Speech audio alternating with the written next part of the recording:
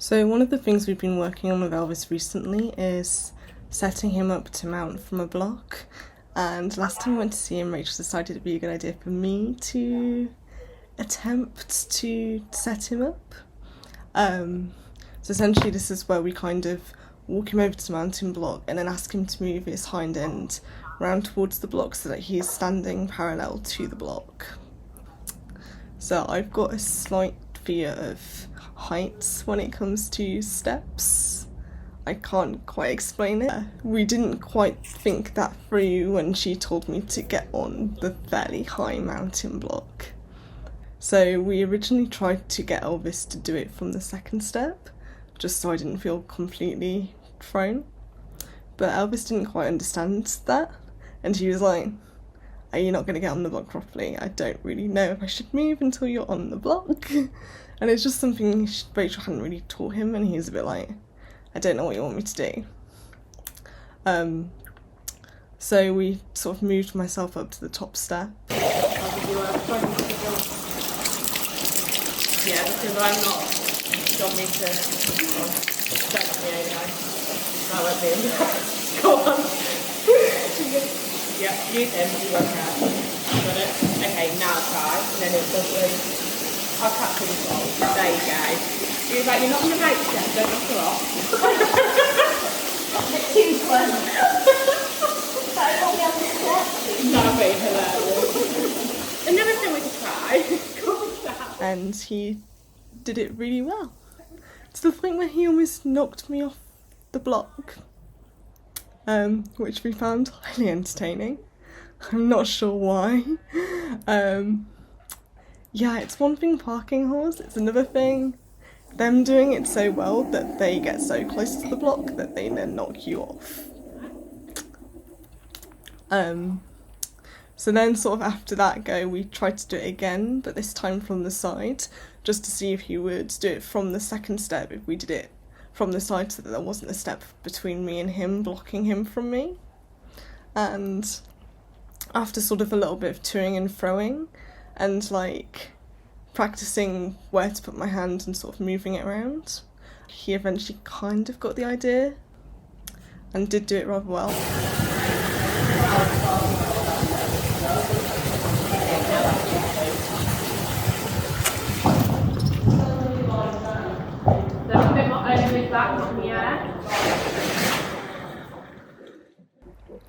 So Rachel did this before, just demonstrated to me what I was doing. So it's mainly sort of blocking Elvis with the hand that's holding the rein, and then using my free hand to click just over his hind end to ask him to bring that part of his body towards the mounting block. So you'll see here I don't have my hand that far over his back end, and Rachel just explained to me that I need to lean further across him to get him to move away from the aid and towards the block. And this is also why we tap the opposite side of the saddle, just to give him that extra bit of encouragement to come towards the block.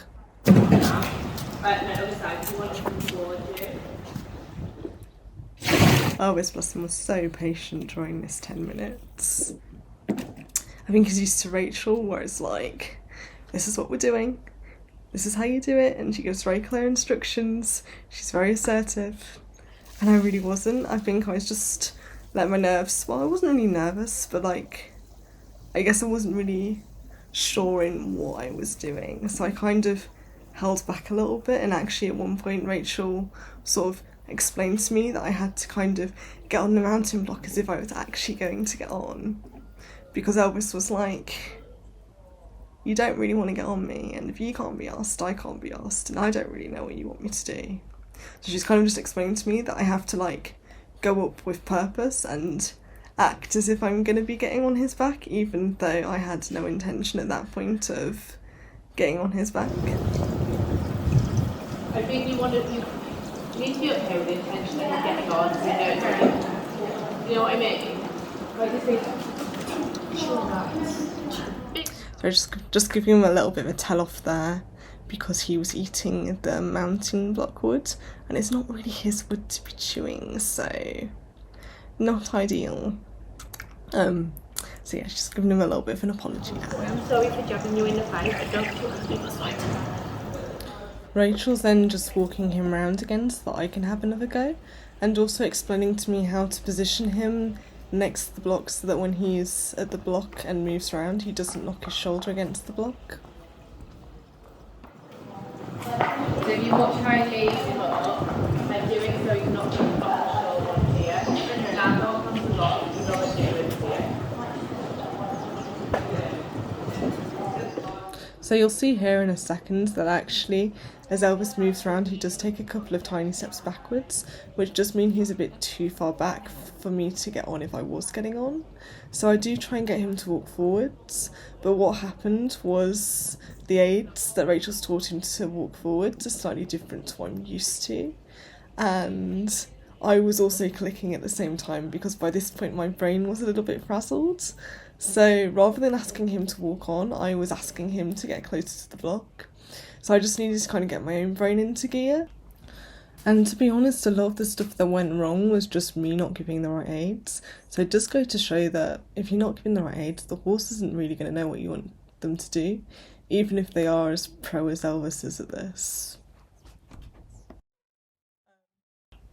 It's also worth noting that at this point, when Elvis is kind of walking backwards, that he'd already put up with quite a lot that day with me trying to learn stuff, so I think he was just getting a little bit frazzled himself.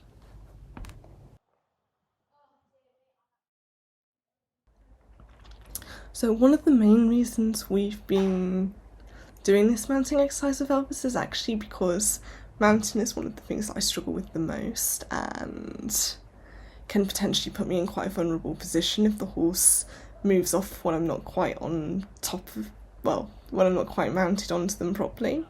So we really want to make sure that Elvis kind of knows what's expected of him during the mounting and unmounting process, because that generally is the time where I'm the most vulnerable and where my disability does actually significantly affect my riding. Once I'm on the horse, like, it doesn't affect it that much sort of safety-wise or way of going. And it also means that I will be able to mount him without help, which is always handy because I'm trying to be a little bit more independent and I don't really want to sort of have to make sure that there's someone who knows me and my horse well enough to help me take a leap of faith onto a horse's back. It's just not ideal. And we sort of tried again from the second step, but from the front, and this time he did kind of get what we were asking him to do and did move across for us, and we decided to leave it on that step just because he'd done it really well and he'd done exactly what we'd asked him to do. Good lad. Once he starts moving, Yeah, just keep stay quiet. Good. We'll call it a day there. I try and end it on a so it's not wound up. That was good. You are so clever. You might have all the tricks in the world.